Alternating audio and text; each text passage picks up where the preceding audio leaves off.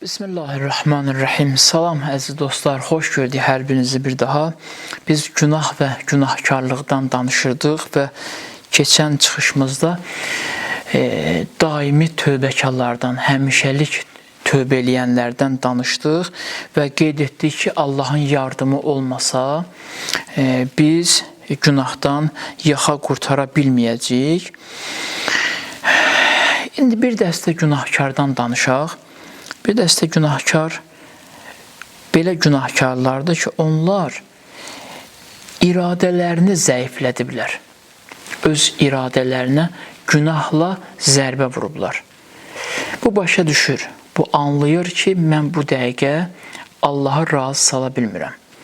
Mən bu dəqiqə Allahın əmrlərinə itaat edə bilmirəm. Özümlə bacarmıram. Bəzi insanlar deyirlər ki, mən hazır deyiləm. Özümə gücüm çatmır. Ən çətin hal da insanın bu haldır. İnsanın özünə gücü çatmasın. Əgər insanın özünə gücü çatmırsa, deməli insan özü-özünə hakim deyil. Özü-özünə hakim ola bilmir. Müxtəlif səbəblərdən ola bilər bu. Təbii ki, köklü nəticəsi günahdır və eyni zamanda daimi günah etməkdir. Deyirlər, ən qorxulu hal, mən bu haldan hər biriniz üçün və özüm üçün də qorxuram. Allah bizi bu haldan uzaq eləsin həmişə. Ən qorxulu hal daimi, mütəmadi günahkarlıq haldır. Günah ardicə günah edir. Günahdan yaxa qurtara bilmir. Və sonda ümidsiz olur. Və bu ümidsizliyi onu yenidən bir günaha salır. Həyatı günahla keçir. Həsrət çəkir, narahat olur. Amma ümidsiz olmasın. Allah buyurur ki, ümidsiz olma. Başa düşdük. Sən iradən zəifdir, sən daimi olaraq günah edirsən, amma mən gələcəm köməyə. Mübarək Ramazan ayıdır. Əslində Allah bu mübarək Ramazan ayından bütün insanların qəlblərinə qonaq gəlib. Yəni bütün xəstələrin qapısına gəlib. Mübarək Ramazan ayı sanki səyyar xəstəxanadır, səyyar müalicə mərkəzidir. Bütün qapılara özü gedir. Biz getməmişik vaxtında, indi Allah özü gəlib. Çünki Allah bilir ki, günahkarların Allahdan başqa heç kimi yoxdur. Və Allah da bizə tapşırır ki, o insanlar ki, vicdanları sızıldayır, qəlbləri sınır, amma günahkardılar. Bu vicdan sızıltısı belə onları xilas eləyə bilmir. Nə göstərək onlara? Onlara hansı yolu göstərək? Peyğəmbərinə buyurur ki, Peyğəmbər, o insanlar ki, özlərinə zülm etməkdə həddi aşıblar. Əl-ləzīnə əsrəfu alə ənfusəhum. Özlərinə zülm etməkdə həddi aşıblar. Lə təqnətu min rəhmətillah. Onlara Allahın rəhmətindən ümidsiz eləmə.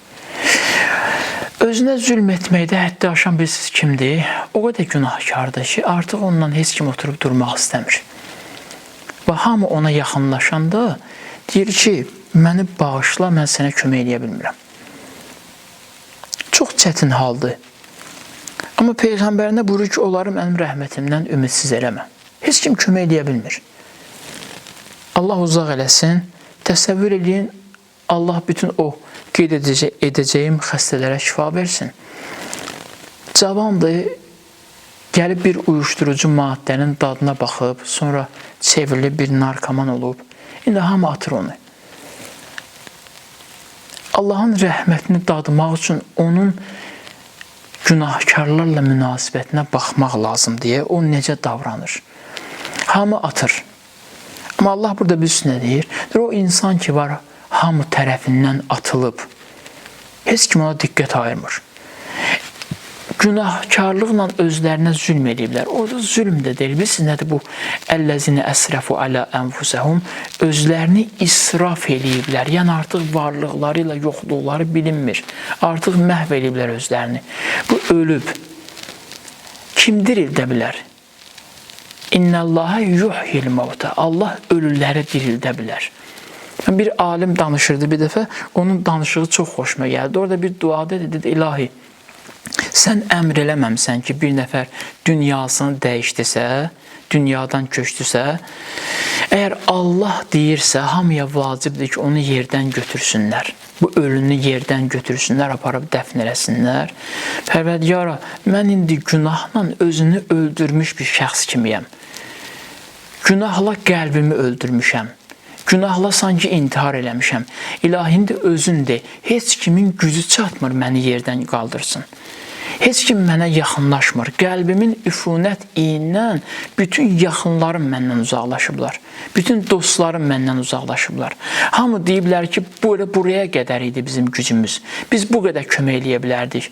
Orada Allaha desin, o ürəyi sınmış günahkar, daimi günahın içində qalan insan orada Allaha desin ki, ilahi, yəni sənin də gücün çatmır, mənə kömək eləyəsən. Sən axı bütün aləmlərin Rəbbisən. Sən bütün günahkarları bağışlaya biləcək bir varlıqsan. Sən özün özünə rəhməti vacib eləmişsən, özün göstərmişsən bizə bu ayəni ki, mən özüm özümə rəhməti vacib eləmişəm. Mənim haqqım yoxdur bu günahkar vəziyyətdən xilas olmaq. Mən demirəm ki, sən eləmişsən, ya Rəbb. Mən demirəm ki, kimsə məni bu vəziyyətə salıb. Mən deyirəm ki, ilahi, özüm eləmişəm. İmam Səccadın dualarının birində belə bir cümlə var. İlahi, özü öz əli ilə əl-ayağını zəncirləyən, günahla özünü zəncirləyən insanın dili ilə danışıram səndən. Məni buradan xilas eləmək lazımdır.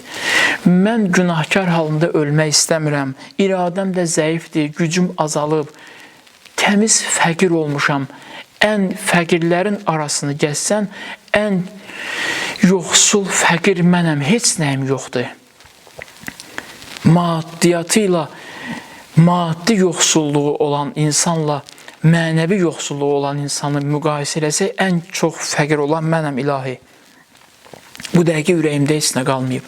Amma bircə ümidim var ki, kimsə məni xilas eləsin.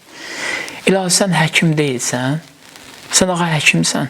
Sən necə həkimsən ki, məni müalicə eləyə bilmirsən? Sən həkimliyi harada göstərə biləcəksən, Pərvərdigara? Sən həkimliyi bilsən, nə vaxt göstərə bilərsən? Bu yerdə gəlib mənim kimi xəstəni sağaldasan. O xəstə ki, haqqında düşünürlər ki, o daha qayıtmaz. İlahi, rəhmətli sübut etmək istəyirsənsə, mənim kimi xəstəni sağald, hamı görsünlər ki, sən necə həkimsən. Allah da deyir, gəlir insan hüzuruna, gəlir bu günahkarın qapısına, deyir, narahat olma. Allahın adlarından biri nədir? Cövşən kəbir duasında oxuyuruq. Ya təbibəl qulub, ey qəlblərin təbibi, ey qəlbləri sağaldan.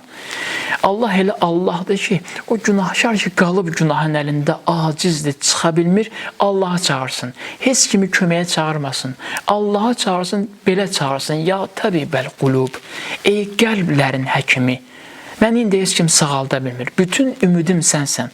Görürsünüz, Allah özünü necə təqdim edir. Ona görə Peyğəmbərə buyurur ki, onlar ki, özlərinə zülm etməkdə həddi aşıblar, israf eləyiblər canlarını, öldürüblər qəlblərini. Peyğəmbər, mənim rəhmətimdən onları ümidsiz etməyəsən məbadə. Niyə? Çünki Peyğəmbər onları məndən başqa heç kim sağalda bilməyəcək. Heç kimin gücü çatmaz onları sağalsın. Hamı atacaq, amma mən atmayacağam. Mən elə Allaham. Mən elə Allaham ki, onları özümdən uzağa buraxmayacağam. Musa Peyğəmbərə buyurdu, o günahkarlar ki, fikirləşirlər, Allah bizi bağışlamaz, bu rəvayətləri dinləsinlər. Vallah, bunlar hisslərinizə toxunmaq üçün deyil. Bunlar həqiqətdir. Bunlar həqiqətin özüdür. Musa Peyğəmbərə buyurdu ki, ya Musa, o cavanlar ki, günah ardıca gedirlər, görsəydilər ki, anlasaydılar ki, mən onların ardıca necə sevgi və məhəbbətlə baxıram, bir dönüb baxsaydılar mənim məhəbbətimə, sevgidən ürəkləri partlayardı. Şövqdən ürəkləri partlayardı. Yəni, Allah bu cür günahkara da belə baxa bilir. Bir nəfər var idi, tək can verirdi. Günahkar idi. İnsanlar ondan uzaqlaşmışdılar. İnsanlar ondan uzaqlaşmışdılar. Heç kəs ona tərəf baxmırdı. Bu can verirdi artıq. Can verəndə bu cümləni dedi. Dedi ki, ya mən ləhud dünya vəl-axirə, irham mən leysə ləhud dünya vəl-axirə. Ey Allah ki, dünya və axirətin sahibi sənsən. Dünya və axirət sənindir. Gör nə gözəl dua eləyib, gör nə gözəl dil tapıb Allahla danışmağa. Rəhm et o kəsə ki, nə dünyası var, nə axirəti var. Bu dünyasını dəyişdi, tək dünyasını dəyişdi. Həmin zaman alimi səhər oldu, cəmaat, insanlar yığışdılar, apardılar, dedilər bunun bizim dünyadan köçənlərimizin yanında dəfn etməyimizə heç bir lüzum yoxdur. Bunu aparıb atdılar. Üzü üstünə ifadəmə görə bir zibilliyə, üstünə də bir torpaq tökdülər o zibillikdə. Həmin zamanda bir alim vardı.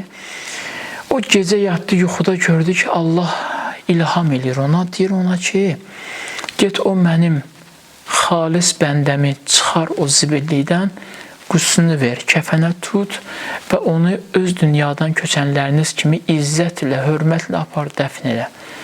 Dedim ki, axı o sənin üçün neyiniyib, o günahkardır, heç nə eləməyib, hamımız onu tanıyırdıq, o necə adam idi, o necə bir insan idi, onun heç bir yaxşı əməli yoxdur. Allah dedi mənə ki, yuxuda ilham elədi mənə dedi ki, kaş görəydin, insan can verəndə sağına soluna baxır, bir adam axtarır. İmam Səccad əleyhissalamın belə bir duası var. Deyir, xatırlayın o zamanı ki, bir çarpayda yatacaqsınız ki, o çarpayda heç kəs sizə kömək edə bilməyəcək. Həkim gələcək deyəcək mənlik deyil. Dost gələcək deyəcək mənlik deyil. Həmin anda sizin köməyinizə bircə Allah çata bilər. O an üçün özünüzü hazırlayın. Allahla danışa bilmək üçün özünüzü hazırlayın. O alim deyir ki, Allah yuxuda mənə ilham elədi. Dedi ki, kaş görəydin, can verəndə o nə söz işlətdi. Dedim, ilahi nə dedi? Dedi mənə ki, ya mən ləhu dünya vəl axirə, irham mən leysə ləhu dünya vəl axirə. Ya Allah ki, dünya və axirətin sahibi sənsən, sən çox qüdrətlisən. Bütün xəzinələr sənlərindədir. Rəhm elə o kəsə ki, nə dünyası var, nə axirəti. Tək can verirəm ilahi, səndən başqa heç kim yoxdur.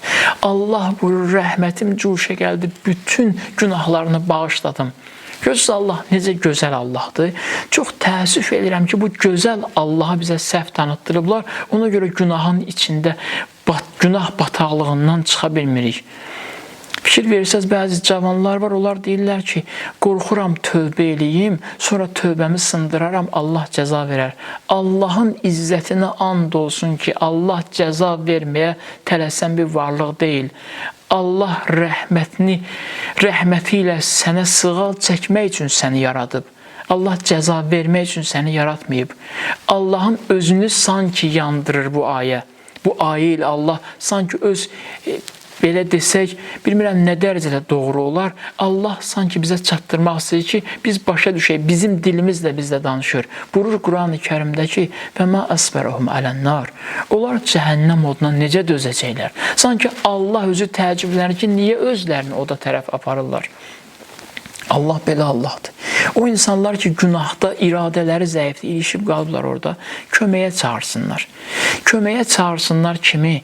Peyğəmbəri köməyə çağırsınlar. Ya Rasulallah, Allahın yanında üzüm yoxdur, mənə kömək elə, Allah yanında mənim üçün duacı ol, Allah məni bağışlasın. İmam Səccad necə danışır? İmam Səccad əleyhissalam buyurur ki, ilahi, əgər məni bağışlasan, sənin ən əziz Peyğəmbərimin ürəyi şad olacaq.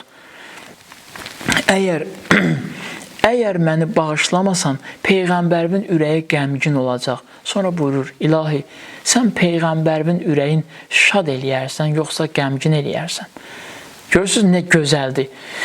Deməli, o vəziyyətdən çıxmaq istəyiriksə, o daimi günahkarlıq halını kənara qoymaq istəyiriksə, birinci ümiddir. Ən böyük günah o günahdır ki, sən düşünəsən ki, Allah məni bağışlaya bilməz. Allah hər kəsi bağışlamaq gücündədir. Allah hər kəsi əfv eləmək gücündədir. Ona görə dualarda belə cümlələr var. Buyurur, ilahi, əgər məni bağışlasan, əfvindən azalmayacaq. Əgər mənə rəhm eləsən, rəhmətindən azalmayacaq. Əgər məni bağışlasan, məğfirətindən azalmayacaq. Amma məni bağışlamasan, mənim hər şeyim əlimdən çıxacaq. Əgər mənə əfv eləməsən, mən heç vaxt xilas ola bilməyəcəyəm. Əgər mənə mərhəmət göstərməsən, ilahi, mən xoşbəxt olmağa bacarmayacağam. O halda olanlar da qarşıdan Qədir gecələri gələcək. O Qədir gecələrində sığının məscidlərə, sığının Allahın rəhmətinə, çəkinin xəlvətə. Heç nə ehtiyac yoxdur, nə ilahi. O boyda günahla, o boyda bədbəxtçiliklə, o boyda günahların içində bir dənə güc tapmışam. İradəm zəifdir, mən bacarmadım, amma bircə güc tapdım ilahi. Gəlim sənin bəndələrimin yanında mən də əyləşim ki, onlara görə mənə rəhm eləyəsən. Qədir gecəsində nə dua oxuyuruq, Quranı başımıza qoyanda, qarşımızda açıb saxlayanda, ilahi, o bəndələri məni bağışla, o bəndələri və xatir ki, onları vəsf eləmisən Quran-ı Kərimdə, tərif eləmisən. Yəni, ilahi, Peyğəmbərə xatir məni bağışla, İmam Hüseynə xatir məni bağışla. Deyinən, Allaha nə qədər günahkar olsan da, Allaha deyinən, ilahi, düzdür mən günahkaram, amma bir dəfə də olsun ürəyimdə Əliyə qəzəbim olmadı. Nə vaxt Həzrət Əli haqqında mənfi danışdılarsa, məni yandırdı. Nə vaxt İmam Hüseyin haqqında mənfi danışdılarsa, məni yandırdı. İlahi, səni and verirəm. Peyğəmbərin buyurmayıb məyər ki, Fatimənin razılığı Allahın razılığıdır.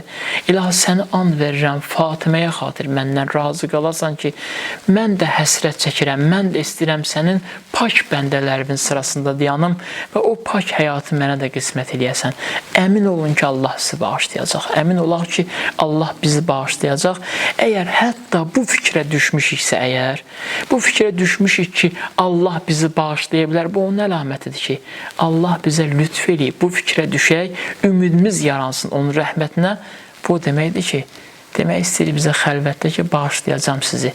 Sadəcə istəyirəm ki, o halınızdan daha ciddi peşman olasınız ki, və mən narahat oluram, siz bir də o hala qaydasınız. Mən razı deyiləm, sizi günahkar halında görüm. Siz layiqsiz pak bəndələrimin sırasında olmağa, sizi napak insanların sırasında görmək istəmirəm. Allahdan yalvarışla istəyirəm ki, Allah hər birimizi bağışlasın, günahlarımızdan keçsin, bizi bu mübarək Ramazan ayından pak olaraq, təmiz olaraq çıxarsın və gələn Ramazan ayına qədər bizi günahdan qorunan bəndələrindən qərar versin. Vəsselamu aleykum və rəhmətullahi və bərəkatuhu.